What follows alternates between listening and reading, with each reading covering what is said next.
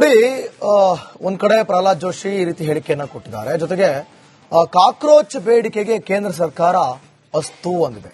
3 ಬೇಡಿಕೆ ಈಡೇರಿಸಲು ಕೇಂದ್ರ ಸರ್ಕಾರ ಒಪ್ಪಿದೆ.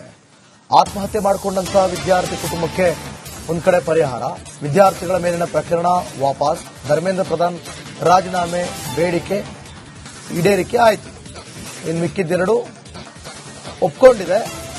ಪರಿಹಾರವನ್ನ ಎಷ್ಟು ಕೊಡ್ತಾರೆ ನೋಡ್ಬೇಕಾಗುತ್ತೆ. ಮತ್ತೊಂದು ಕಡೆ ವಿದ್ಯಾರ್ಥಿಗಳ ಮೇಲಿದ್ದಂತ ಪ್ರಕರಣವನ್ನ ವಾಪಸ್ ತೆಗೆದುಕೊಳ್ತೀವಿ ಅನ್ನುವಂತ ಬೇಡಿಕೆಯನ್ನು ಕೂಡ ಕೇಂದ್ರ ಸರ್ಕಾರ ಒಪ್ಪಿಕೊಂಡಿದ್ದಾರೆ.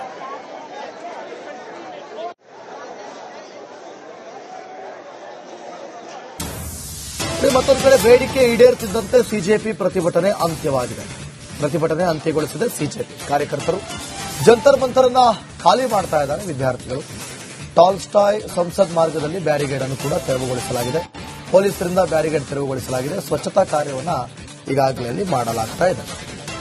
ಕಳೆದ 36 ದಿನಗಳಿಂದ ಕೂಡ ಪ್ರತಿಭಟನೆ ಕಿಚ್ಚು ಜೋರಾಗ್ತಾ ಇತ್ತು. ಮೊದಲ 20 ದಿನ ಶಾಂತಿಯುತ ಪ್ರತಿಭಟನೆಯಾಗಿತ್ತು. ತದನಂತರ ಕಳೆದ 2 ವಾರಗಳಲ್ಲಿ ಪ್ರತಿಭಟನೆಯ ಕಿಚ್ಚು ತೀವ್ರತೆಯನ್ನು ಪಡೆದುಕೊಂಡಿತ್ತು.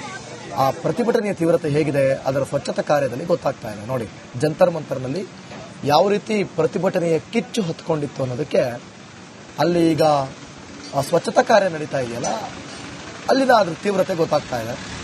ಜೊತೆಗೆ ಒಂದಷ್ಟು ವಿಡಿಯೋಗಳು ಎಷ್ಟರ ಮಟ್ಟಿಗೆ ವೈರಲ್ ಆದವು ಎಲ್ಲವನ್ನು ಕೂಡ ನೀವು ಗಮನಿಸಿದ್ದೀರಿ. ವಿದ್ಯಾರ್ಥಿಗಳ ಮೇಲೆ ಜೊತೆಗೆ ಹಲ್ಲೆ, ಜೊತೆಗೆ ಪೊಲೀಸ್ನವರ ಮೇಲೆ ಹಲ್ಲೆ, ಅಧಿಕಾರಿಗಳ ಮೇಲೆ ಹಲ್ಲೆ, ಇವೆಲ್ಲವೂ ಕೂಡ ಆಯಿತು.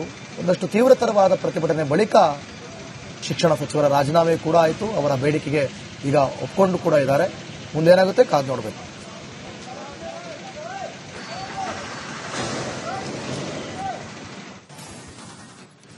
ನೋಡಿ, ಒಂದ್ ಕಡೆ ಪ್ರಹ್ಲಾದ್ ಜೋಶಿ ಈ ರೀತಿ ಹೇಳಿಕೆಯನ್ನ ಕೊಟ್ಟಿದ್ದಾರೆ. ಜೊತೆಗೆ ಕಾಕ್ರೋಚ್ ಬೇಡಿಕೆಗೆ ಕೇಂದ್ರ ಸರ್ಕಾರ ಅಸ್ತು ಅಂದಿದೆ.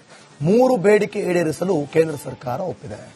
ಆತ್ಮಹತ್ಯೆ ಮಾಡಿಕೊಂಡಂತಹ ವಿದ್ಯಾರ್ಥಿ ಕುಟುಂಬಕ್ಕೆ ಒಂದ್ ಕಡೆ ಪರಿಹಾರ, ವಿದ್ಯಾರ್ಥಿಗಳ ಮೇಲಿನ ಪ್ರಕರಣ ವಾಪಸ್, ಧರ್ಮೇಂದ್ರ ಪ್ರಧಾನ್ ರಾಜೀನಾಮೆ ಬೇಡಿಕೆ ಈಡೇರಿಕೆ ಆಯಿತು. ಇನ್ನು ಮಿಕ್ಕಿದ್ದೆರಡು ಒಪ್ಕೊಂಡಿದೆ.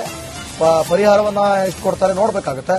ಮತ್ತೊಂದು ಕಡೆ ವಿದ್ಯಾರ್ಥಿಗಳ ಮೇಲಿದ್ದಂತ ಪ್ರಕರಣವನ್ನ ವಾಪಸ್ ತೆಗೆದುಕೊಳ್ತೀವಿ ಅನ್ನುವಂತ ಬೇಡಿಕೆಯನ್ನು ಕೂಡ ಕೇಂದ್ರ ಸರ್ಕಾರ ಒಪ್ಪಿಕೊಂಡಿದ್ದಾರೆ.